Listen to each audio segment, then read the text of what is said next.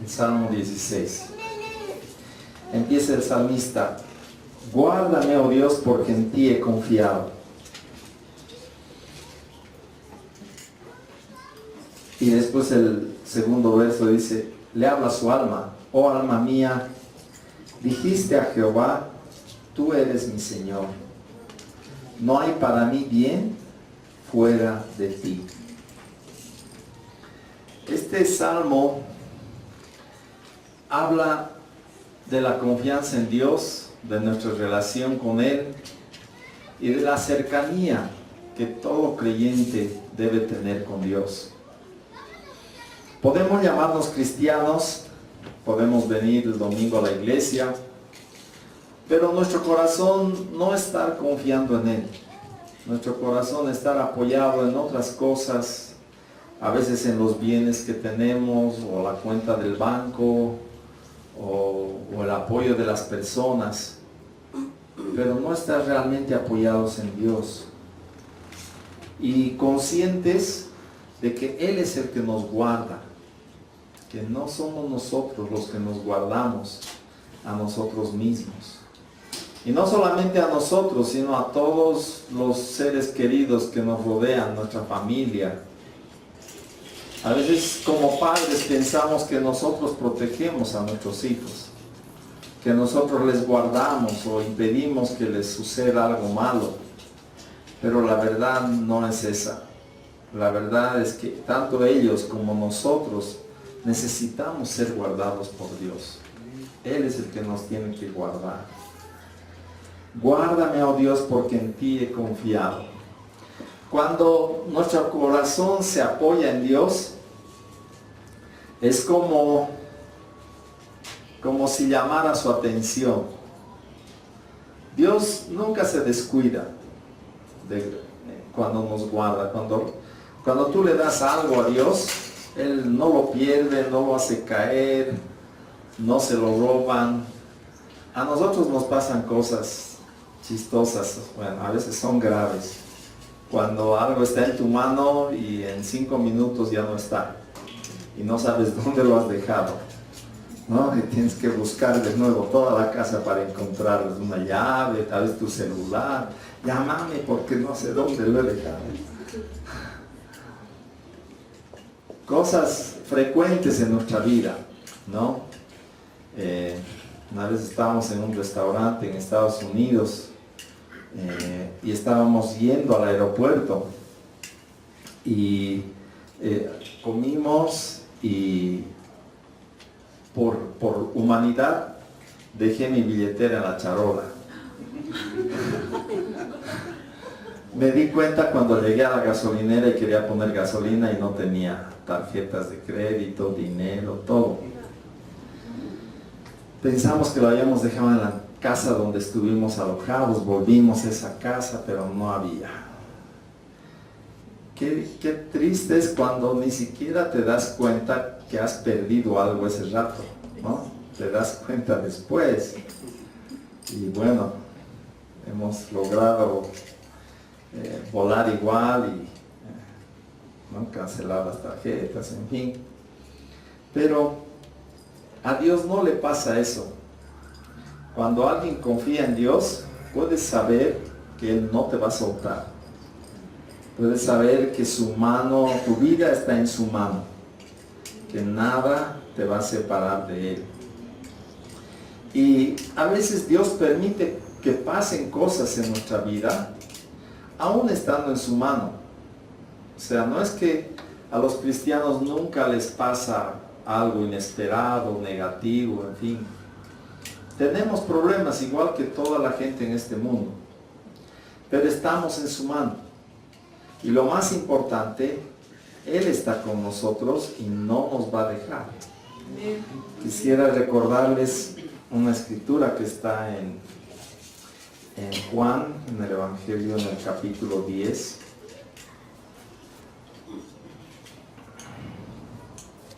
Donde el Señor Jesús está hablando de este tema. Y Él habla de que Él es el buen pastor, en el verso 14. y que conoce a sus ovejas y ellas le conocen a Él. Y después en el verso 26, pero vosotros no creéis, les dice a los fariseos, porque no sois de mis ovejas, como os he dicho, mis ovejas oyen mi voz, y yo las conozco y me siguen. Y yo les doy vida eterna, y no perecerán jamás, ni nadie las arrebatará de mi mano. Mi Padre que me las dio es mayor que todos, y nadie las puede arrebatar de la mano de mi Padre. Entonces, estando en la mano de Dios, nadie nos puede arrebatar de ahí. Y la promesa de la seguridad que tenemos de lo que Jesús dice, no perecerán jamás, y yo les doy vida eterna. Vida eterna es vida para siempre, no es algo que pasa, que fenece, es para siempre.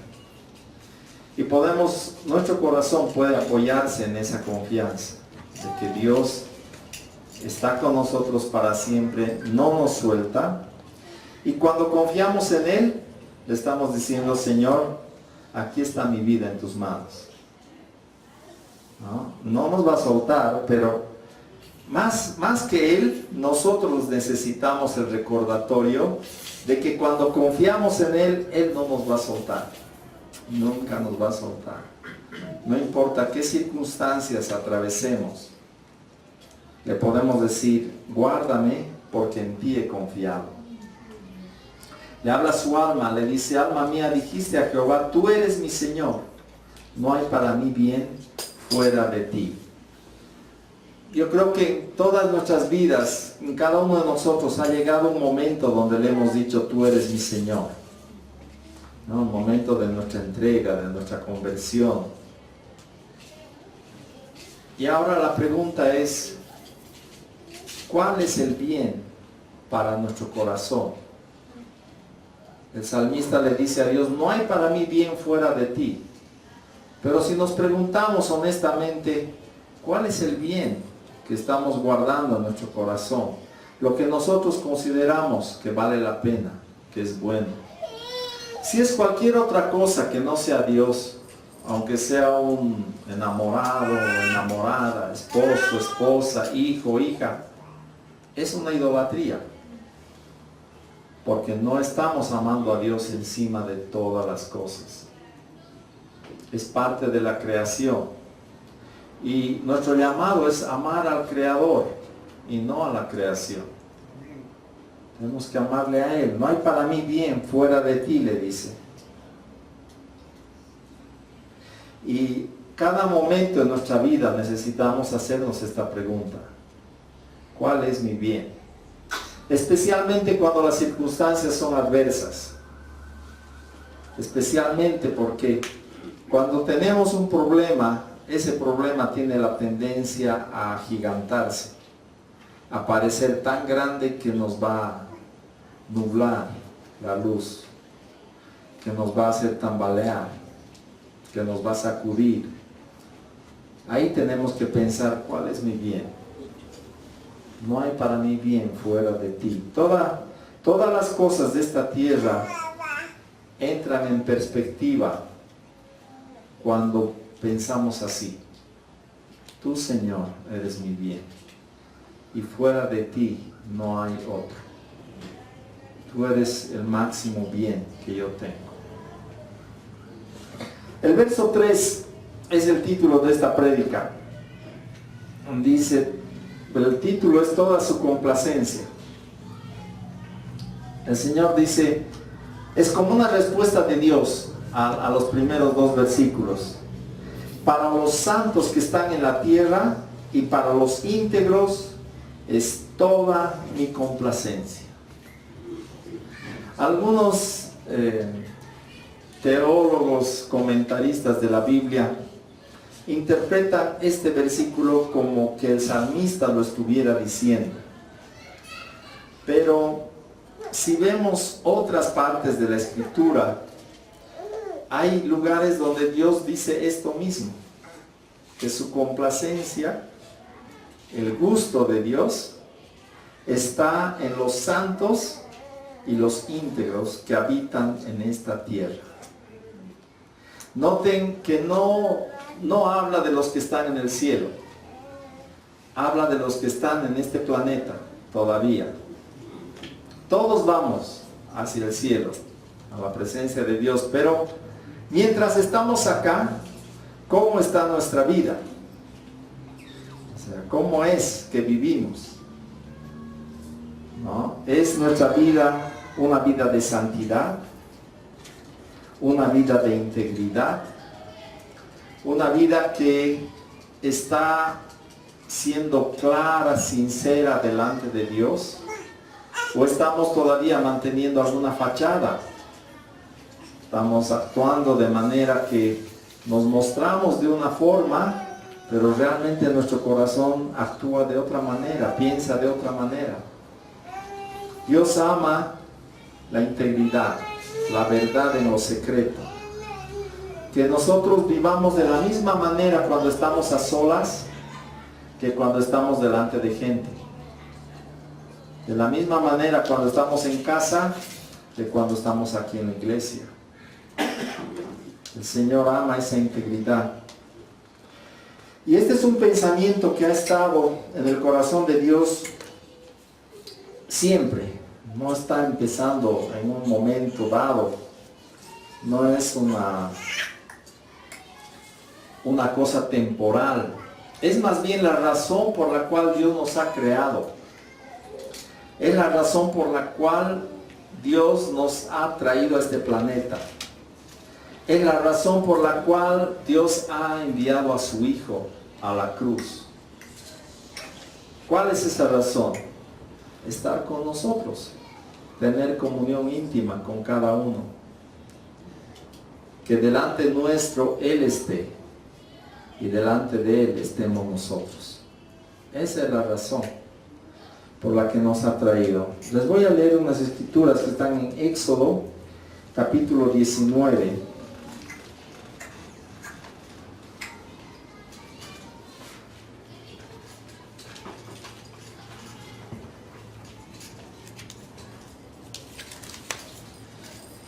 Y vamos a leer esto pensando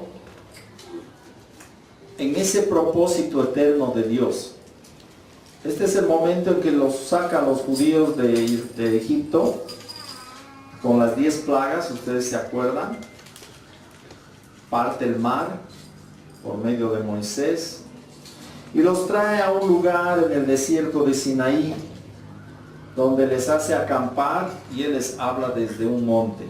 Bueno, le habla más a Moisés, pero la palabra era para el pueblo de Israel. Verso 3.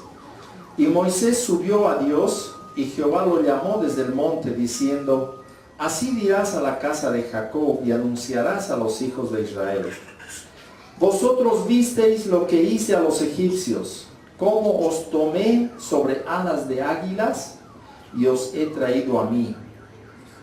Ahora pues, si diereis oído a mi voz, y guardareis mi pacto, vosotros seréis mi especial tesoro sobre todos los pueblos, porque mía es toda la tierra. Y vosotros me seréis un reino de sacerdotes y gente santa. Estas son las palabras que dirás a los hijos de Israel. ¿Por qué dice, les tomé sobre alas de águilas? No había ningún águila cuando Dios los sacó de Egipto. ¿A qué se refiere? Se refiere a que, así como el águila, para enseñar a volar a sus polluelos, los sube a su espalda. Los sube a su espalda y se eleva alto y después los hace caer. Y cayendo los pollitos aprenden a volar. Y cuando no están pudiendo, el águila vuelve a bajar y los vuelve a recoger en su espalda. Por eso dice sobre alas de águila. Es una figura real que sucede con las águilas y sus pollitos. Les enseña a volar de esa forma. ¿Y cómo fue que Dios les sacó de Egipto? Ellos estaban en mucha angustia, apretados por el faraón. Si ustedes se acuerdan, el faraón mandó matar a todos los hijos que nacían, a los varones israelitas los mandó matar. Las parteras no hicieron caso del mandato del faraón y los dejaban nacer. Y cuando el faraón se enteró que los israelitas seguían multiplicándose, las llamó a las parteras y les dijo: a ver, ustedes no están cumpliendo mi orden. Y ellas dijeron, mintiendo, ellas dan a luz antes de que lleguemos, no necesitan parteras. Y el faraón Dios bendijo a estas parteras que perdonaron la vida a los israelitas, a los niños. Por eso fue que la mamá de Moisés lo dejó ir en el río, porque ya no lo podía esconder y si lo veían lo iban a matar. Entonces lo puso en una balsa y lo puso en el río. Y su hermana estaba viendo mientras la balsa llegó hasta donde estaba la hija del faraón y ella lo sacó y en fin. Ustedes conocen la historia. Si no, la pueden leer. Pero el faraón andaba matando a los hijos de los israelitas. Los israelitas estaban de esclavos prácticamente en Egipto. Les daban comida, les daban la paja y ellos tenían que hacer adobes y construir lo que el faraón estaba construyendo. Además, eran su mano de obra cautiva del faraón. No quería el faraón soltarlos porque, imagínense, se cree que eran como 1 millón ahí de mano de obra. ¿Quién va a querer soltar 1 millón de trabajadores gratuitos? Entonces estaban en gran tribulación, y cuando Moisés y Aarón van por primera vez a hablar con el faraón, le dicen: deja ir al pueblo para ofrecer sacrificios a Dios. El faraón dice: estos de flojos están hablando, vamos a aumentar su trabajo. Ya no vamos a darles la paja, ellos van a ir a recoger la paja y tienen que entregar la misma cantidad de adobes. Entonces, peor, con esa presión más, estaban muy angustiados y Dios los saca de esa situación. 10 plagas tremendas, a cada cual peor, y después seguía el faraón persiguiéndoles con su ejército, y Moisés parte el mar para que ellos pasen. Realmente Dios los guarda, y estaban no es que no los alcanzaron, estaba el ejército egipcio ahí detrás de ellos, solo que de día había una columna de nube y en la noche una columna de fuego, y en la noche pasaron el mar. Así que Dios no permitió nunca que los egipcios se acerquen a ellos. Entonces, desde el punto de vista de Dios, los trajo sobre alas de águila, los trajo bien cuidaditos, bien protegidos. Y si nosotros viéramos nuestra vida en lo espiritual, veríamos lo mismo. A nosotros también nos ha traído sobre alas de águila. ¿No ve? Y por eso estamos acá hoy. Tú has venido acá porque en algún momento Dios ha hecho una obra en tu vida y se te ha revelado. Y alguien te ha traído la palabra del Evangelio, ¿verdad? Sobre alas de águila nos ha acercado Dios a Él. Les dice: les he traído a mí.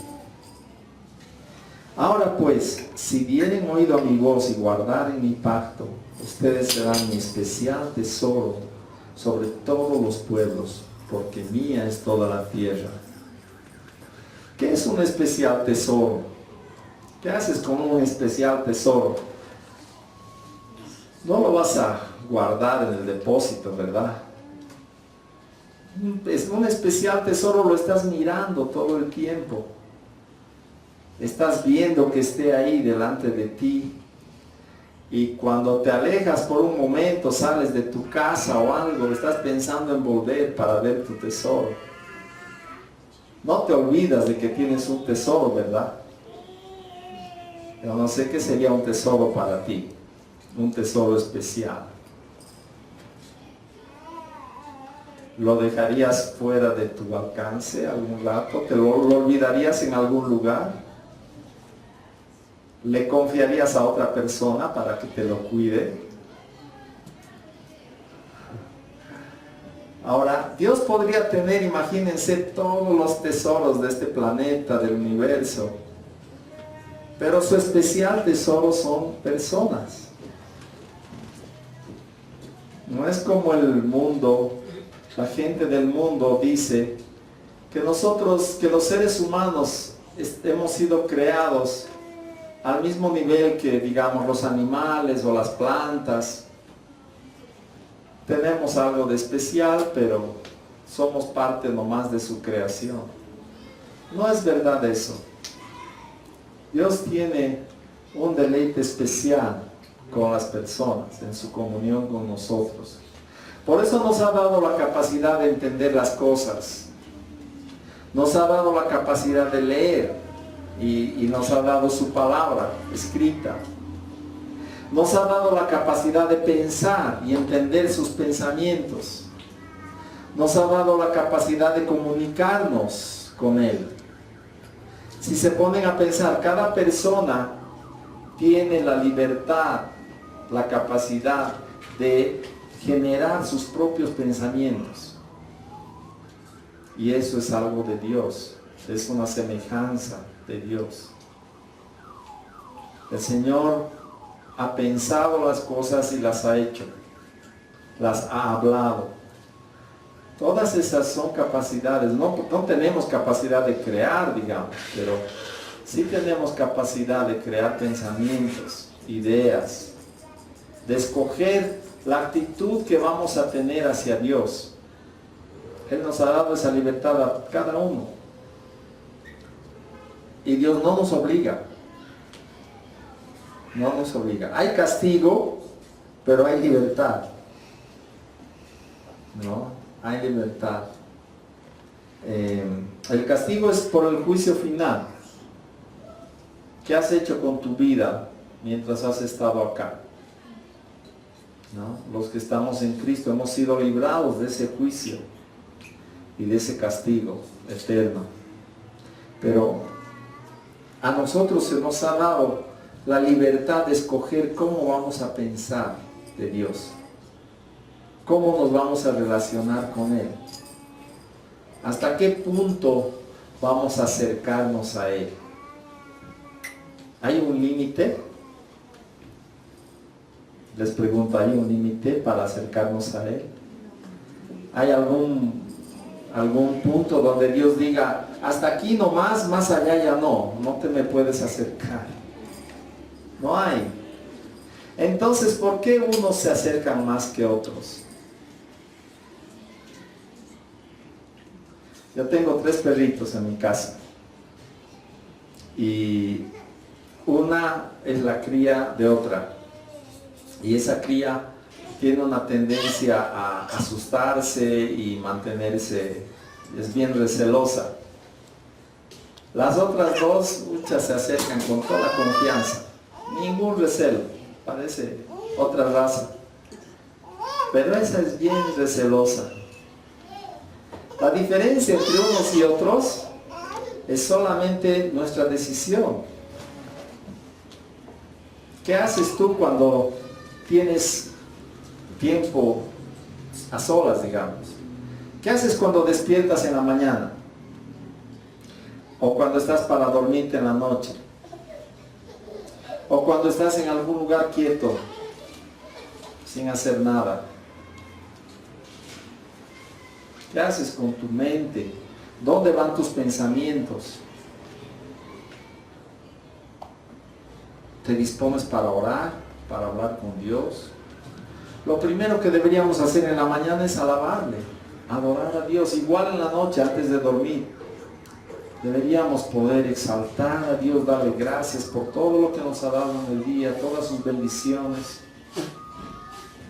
Es por milagro de Dios que seguimos vivos. no es casualidad, no es lo normal.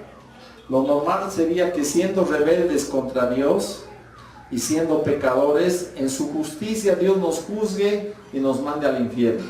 Eso es lo normal, ahí recibiríamos justicia. Pero nosotros cada día recibimos gracia de parte de Dios. Nos permite vivir, nos da salud. Dice la Biblia que Dios sostiene todas las cosas con la palabra de su poder. Así que nuestros órganos están funcionando porque Dios los sostiene. Nuestras células están vivas porque Dios les está dando vida. ¿Se han preguntado cómo es que empieza a latir el primer latido en el corazón del bebé en el vientre de su mamá? Se va formando el corazón y en algún momento ese corazón empieza a latir. ¿No? Si estuviera afuera, le pondrían ese aparato que pone electricidad, ¿no? Un choque eléctrico para que empiece a latir. Pero ahí adentro no hay tal cosa. No hay aparato, no hay choque eléctrico, no hay nada. Está más bien rodeado de líquido. Entonces, ¿cómo es? ¿Cómo es que ese corazón empieza a latir? No hay otra explicación que Dios. No hay explicación. Ni la mamá se da cuenta cuando está latiendo el corazón de su hijo. ¿No ve? Es Dios. Y hasta el último latido, Dios es el que le da vida a nuestro corazón.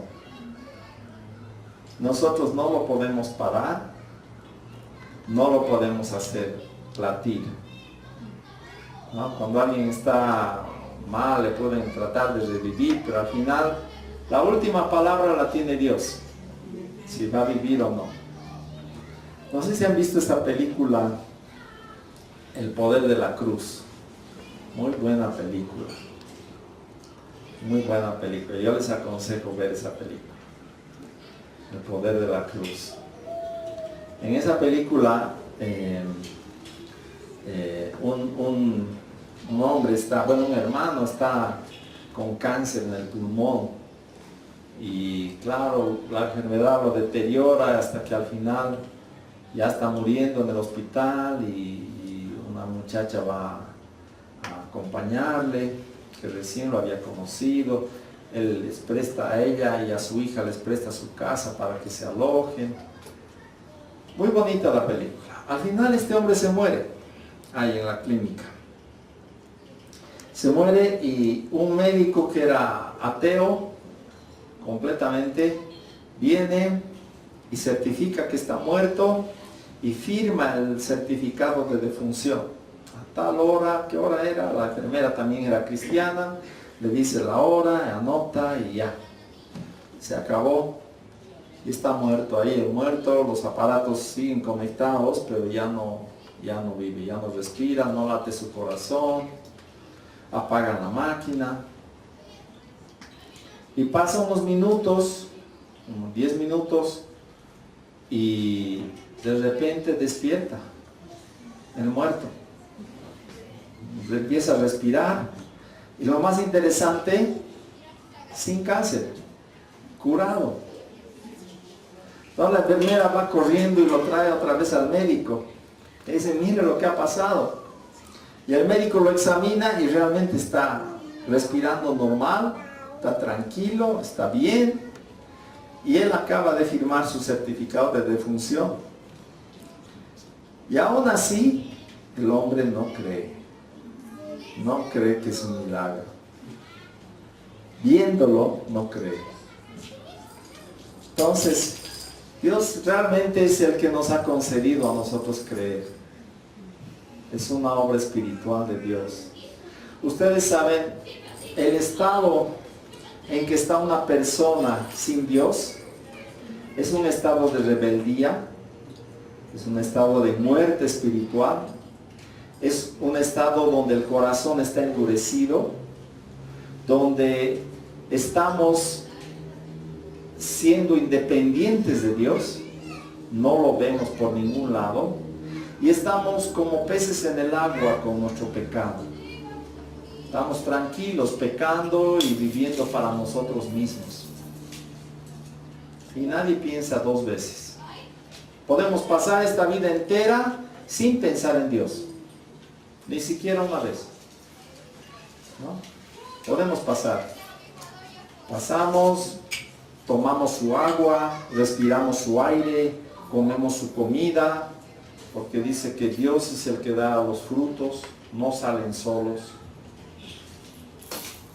Nosotros no hemos creado ni una partícula de agua.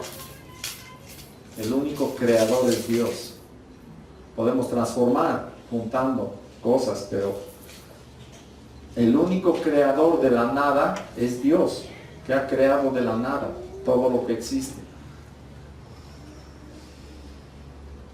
Entonces, tenemos una ceguera espiritual, dureza de corazón, y Dios tiene que romper todo eso para que vengamos a Él. Tiene que vencer toda nuestra dureza, toda nuestra maldad, toda nuestra independencia de Dios, para que podamos conocerle. Tiene que revelarse a nosotros. Y al igual que Pablo, bueno, era Saulo, ¿no? Saulo de Tarso. En mi vida, unas semanas, bueno, meses, semanas antes de conocer al Señor, yo me burlaba de mi hermano. Mi hermano es el primero que ha venido al Señor y me hablaba a mí. Y yo me burlaba de él. Yo era en la práctica un anticristiano. Aunque según yo era un buen creyente, ¿no? Era católico, iba a la misa, pero vivía para el pecado. Claro, yo no lo veía así, pero así era mi vida. Y todo lo que él me decía, yo me hacía la burla, sarcástico, así, terrible. Más bien él no se ha enojado, ha tenido más paciencia. Y cuando el Señor se me reveló, cuando me habló en una prédica, en una reunión en la casa de mi abuela, ella lo invitó a Julio Ruibal y nos predicó. Habló de que Jesús es el Cordero de Dios que quita el pecado del mundo. Y claro, yo había escuchado esa frase muchas veces en la Iglesia Católica, en cada misa lo dicen, ¿no ven? Pero ahí se encendió. Las tinieblas, mis cortinas, Dios las recorrió y entró la luz. Y entendí lo que eso significaba, cómo Jesús es el Cordero de Dios que quita nuestro pecado. Y mi vida cambió. Son 43 años desde esa vez. Y yo pienso, bueno, años después he estado pensando sobre eso. ¿Cómo es que unos días antes estoy anticristiano y después me estoy convirtiendo? ¿Qué ha pasado ahí? No ha sido algo que yo he hecho. Yo estaba anti. Entonces, ¿quién ha hecho? Y tienen el ejemplo de Saulo de Tarso. Unos días antes está matando cristianos, está siendo el responsable del apedreamiento de Esteban, y en un día o dos está convirtiéndose en el camino a Damasco. ¿Es la misma persona? Hasta pareciera que no parece la misma persona. El perseguidor de la iglesia se está convirtiendo en lo que él perseguía. El anticristiano se está convirtiendo en cristiano. Entonces, no somos nosotros, es Dios que hace una obra, que nos trae a sus pies. Como les dice, les he traído a mí sobre alas de águila. Eso ha hecho Dios con cada uno de nosotros. Nos ha traído a Él para que seamos de su posesión, propios, no prestados, no alquilados, no anticrético. Su posesión nos ha comprado con la sangre de Cristo para que seamos siempre de Él. Ahora, si dieres oído a mi voz y guardares mi pacto, ustedes serán mi especial tesoro sobre todos los pueblos, porque mía es toda la tierra. Y ustedes me serán un reino de sacerdotes y gente santa. La única condición para ser íntimos con Dios es la santidad. Y la santidad Dios nos las ha dado en Cristo. Hay dos clases de santidad. Una es la propia, la personal, que la Biblia dice es como trapos de inmundicia. En esa época no había, ¿cómo se llaman los paños? ¿Cótex? No había eso, nosotras. No había eso. Entonces, ¿qué usaban? Usaban paños, tela, que después los botaban, ni siquiera los lavaban, ¿no? Por lo sucio, lo consideraban la sangre, contaminante, etcétera, etcétera. Entonces, cuando la Biblia dice en Isaías 64 que nuestra justicia es como un trapo de inmundicia, se está refiriendo a eso, a ese trapo que no sirve ya para nada, está tan sucio que solamente hay que botarlo. Así es nuestra justicia delante de Dios, cuando Dios la compara, la mide con su propia justicia. Cuando Dios mide justicia, no la compara con otro hombre. No dice, este es mejor que este. Dice, todos están mal porque no llegan al estándar de Dios. Un poquito menos de justicia, ¿qué significaría? Un pecado. Y un pecado es suficiente para hacernos convictos y dignos de la pena máxima en la justicia de Dios. Entonces, ese tipo de justicia, la nuestra, la que nosotros podemos producir, nunca nos alcanza para alcanzar salvación, para entrar a su presencia. La que sí nos alcanza es lo que se llama la justicia imputada. En otras palabras, una justicia que Él nos las ha atribuido. Es la justicia de su Hijo, la justicia de Cristo. En la cruz, además de darnos el perdón de pecados, Dios nos ha atribuido la justicia de su Hijo. Y Él nos ve vestidos con esa justicia. Por eso es que podemos entrar en su presencia y estar delante de Él en santidad. No es por lo que hacemos, es por la justicia que nos ha sido dada por fe a todos los que creemos. Ahora, esto parece demasiado bueno para ser verdad, ¿no? Porque nos gustaría a nosotros trabajar por nuestra justicia. Pero en este caso, en esta situación, nuestra justicia es como dinero de alacitas para Dios. No sirve. Es un simulacro. No alcanza. El único dinero efectivo delante de la santidad de Dios es la justicia de Cristo, la justicia de su Hijo. Ahora, las buenas nuevas son que nos ha sido dado a todos el momento de creer, el momento de empezar nuestra vida cristiana. Dios nos ha vestido con la justicia de su Hijo. Entonces, la justicia de Cristo es como la polera que nos ponemos para empezar la carrera. Tiene nuestro número y dice más que vencedor. Empezamos la carrera con esta justicia. Ahora el desafío es que esa justicia imputada, atribuida de parte de Dios, se haga realidad en nuestra vida. Que lo que nosotros vivimos acá en este planeta vaya acercándose más y más a la justicia de Dios cada día. Nunca va a ser perfecta, pero sí puede ir mejorando.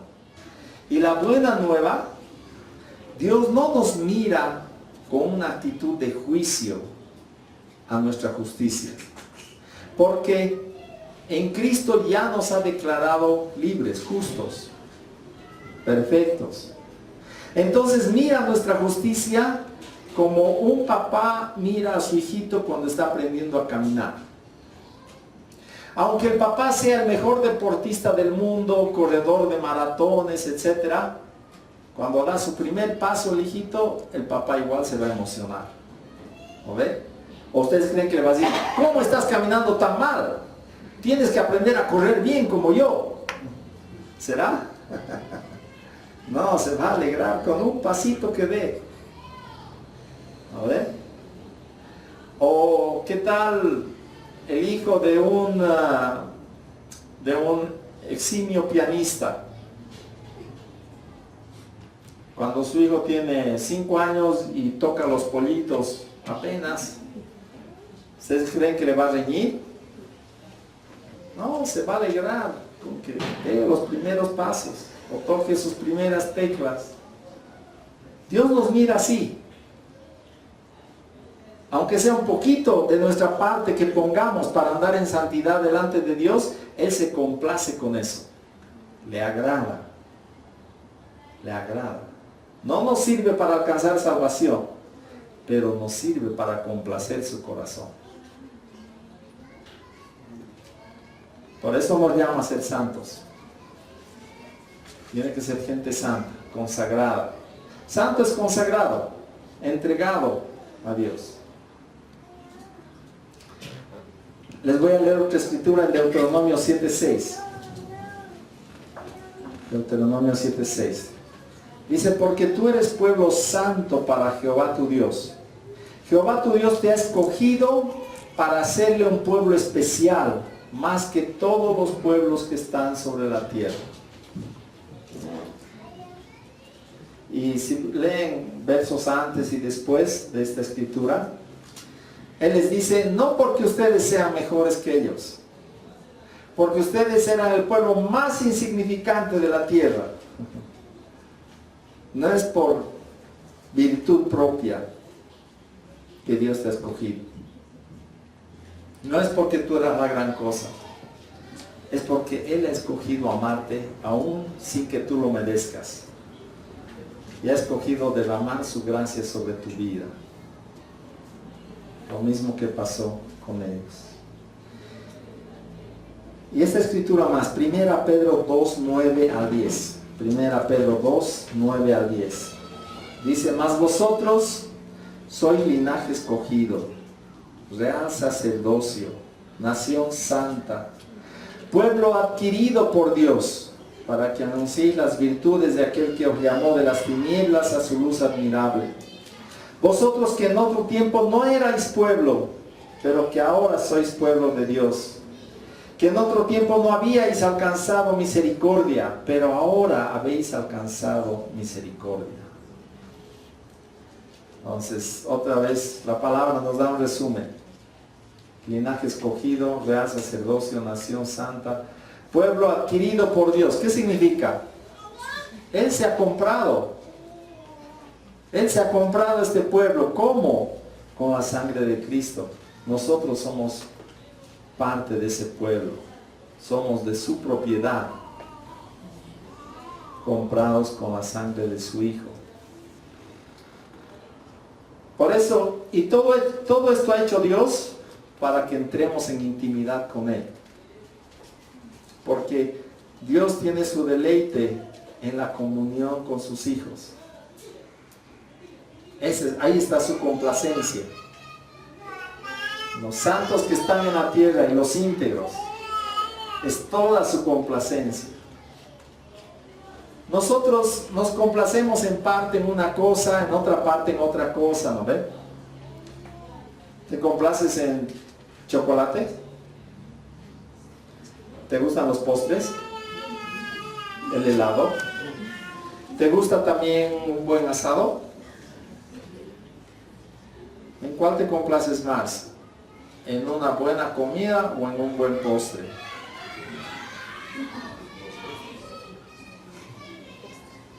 ¿No ve? Y así va la cosa. ¿Te complace tu cama? ¿Te gusta dormir? ¿Podrías dormir en el suelo? No igual, ¿no ve? No sería lo mismo. ¿Qué más te complace? ¿Tu ropa? ¿Te gusta estar bien vestido cuando sales a la calle? Pero Dios tiene una complacencia. Toda su complacencia está en la relación con sus hijos. No dice una parte. No es como que después viene el postre. Es toda su complacencia. Su corazón está ahí. Por eso ha hecho todo lo que Dios ha hecho. Desde crear el mundo, el universo, mandar a su Hijo para pagar por nuestros pecados y atribuirnos su justicia. Todo lo que Dios ha hecho ¿para qué? Para tener esa complacencia de tener intimidad con nosotros, de tener una relación de amor con cada uno de nosotros. Ahí está su complacencia. Entonces nosotros tenemos que buscar también cómo complacerle. ¿Qué es lo que le agrada a Dios? ¿Qué es lo que a Él le gusta? ¿En qué está su corazón? Con respecto a tu vida, en cada paso que damos deberíamos estar pensando si esto le agrada o no a Dios. Porque nuestra vida abarca todo lo que somos, hacemos, pensamos, decimos. Todo Dios está mirando cómo estamos andando.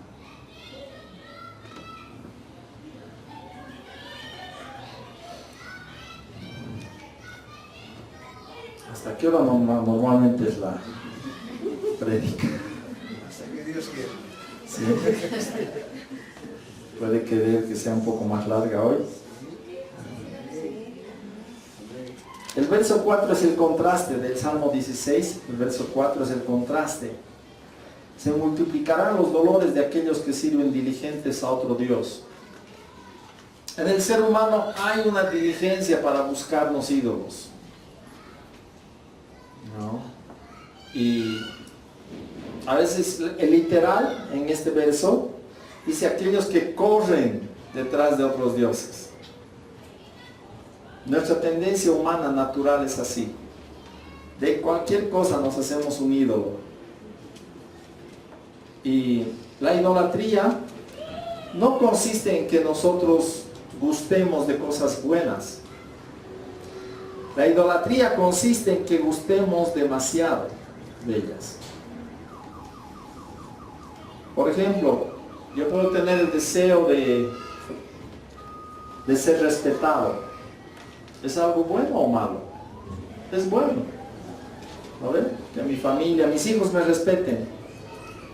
Pero cuando ellos están siendo irrespetuosos y eso me molesta tanto que yo empiezo a tratarles mal, ya se ha vuelto una idolatría. Yo puedo tener el deseo de orar y leer la Biblia. Algo bueno, ¿verdad? Esta mañana me voy a dedicar a eso. Y viene mi hijo, mi hija, y papi, ¿me puedes ayudar con esto? No me molestes, estoy teniendo mi tiempo quieto. Mi tiempo de oración. Y me enojo, me exalto, les trato mal. Se ha vuelto mi idolatría. Algo bueno como leer la Biblia, orar, se ha vuelto una idolatría en mi corazón. Entonces, corremos diligentes detrás de otro Dios. El salmista dice, no ofreceré yo sus libaciones de sangre, ni en mis labios tomaré sus nombres. O sea, si vamos a entrar en intimidad con Dios, tiene que estar bien definido en nuestro corazón dónde no nos vamos a meter, con quienes no vamos a andar. O sea, estamos rodeados de gente incrédula, estamos en el mundo, como dice Jesús, pero no somos del mundo. Y estando en este mundo, necesitamos tener amigos mundanos, porque si no, ¿a quién le vas a predicar? Necesitamos tener amigos mundanos, pero no tan cercanos que compartamos su pecado. No al punto de que queramos complacerles a ellos más que a Dios. ¿Se dan cuenta? Al final, la única esperanza que tienen esas personas que Dios ha puesto cerca de tu vida es que tú te mantengas fiel a Dios. Porque si tú también cedes, ellos ya no tienen esperanza.